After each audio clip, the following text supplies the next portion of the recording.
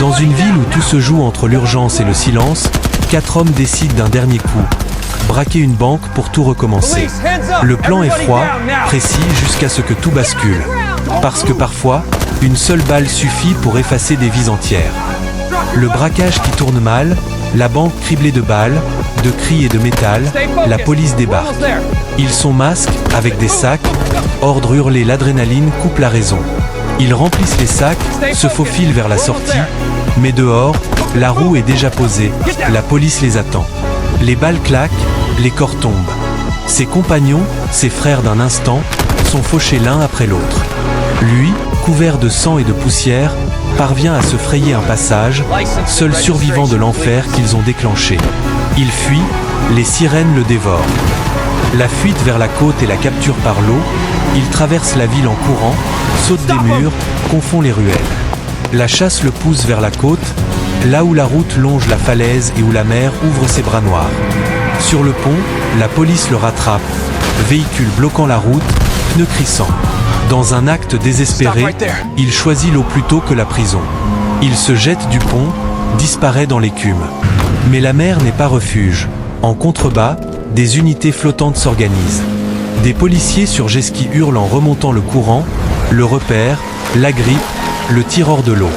Menotté et trempé, il est emmené, la liberté s'éteint dans un bruit d'écume et de menottes.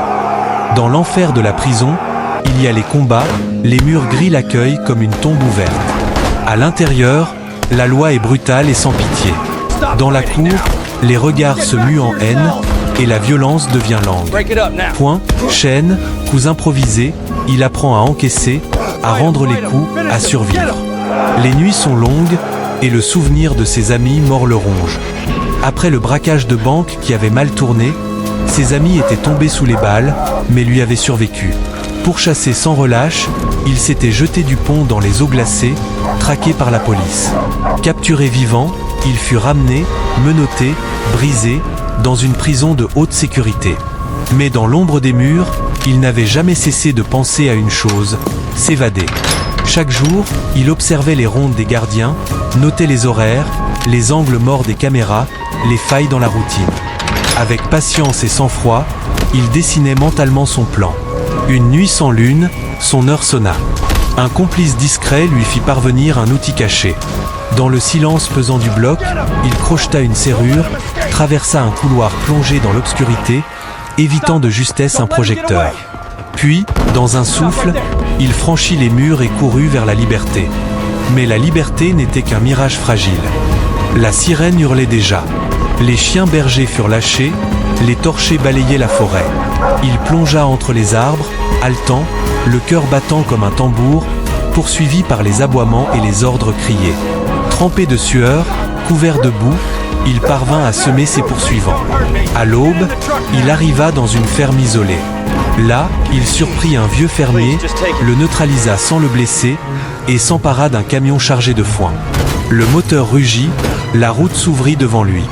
Il roulait, encore et encore, espérant mettre des kilomètres entre lui et ses chasseurs. Mais bientôt, le réservoir toucha à sa fin. Le camion toussa, s'arrêta au milieu de nulle part. Alors, sans hésiter, il bondit hors du véhicule, blessé mais déterminé, et poursuivit sa fuite à pied. Son souffle rauque résonnait dans la nuit. Chaque pas résonnait comme une victoire, et comme un compte à rebours. Derrière lui, il savait que la traque n'était pas finie. Des hélicoptères balayaient déjà le ciel, les routes se couvraient de voitures de police. Ne jamais se rendre. La traque en forêt avec les chiens bergers, l'alerte est immédiate. Les hélicoptères, phares, équipes cynophiles. Les chiens bergers, dressés et implacables, sont lâchés. Dans la forêt, chaque branche devient un piège, chaque brindille un signal. Il court, le souffle court, l'eau ruisselant encore sur sa peau. Les aboiements se rapprochent, les chiens flairent sa piste, obéissent à l'instinct et à leur maître. Il tente des ruses, traverse un ruisseau pour masquer son odeur, roule dans la boue pour brouiller les empreintes, se glisse sous les racines. Mais les chiens persistent, la chasse est méthodique.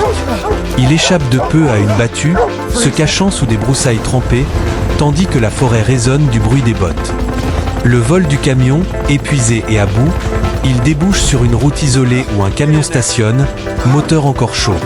Il profite d'un moment d'inattention du chauffeur, le neutralise, grimpe dans la cabine et démarre en trombe. Le mastodonte de métal avale la route. Derrière, les unités reprennent la chasse, mais pour l'instant, il a gagné de la distance. Le camion gronde, les virages se succèdent, et il sent pour la première fois depuis longtemps une lueur d'espoir, fragile, dangereuse. La poursuite sur les falaises, la route devient dangereuse, taillée à flanc de falaise, où chaque mètre rapproche du vide. Le camion file, poussant ses limites. Les voitures de police s'alignent comme une meute obstinée. Un véhicule tente de le couper, perd l'adhérence et fracasse la rambarde. Il bascule dans l'abîme dans une explosion de métal. D'autres tentent des manœuvres risquées. L'air est chargé de gravier, de peinture d'épave et de fumée. Le conducteur du camion utilise son poids pour semer les poursuivants, joue des contres et des à-coups. Mais le réservoir diminue, l'aiguille descend. Le moteur tousse, puis s'éteint.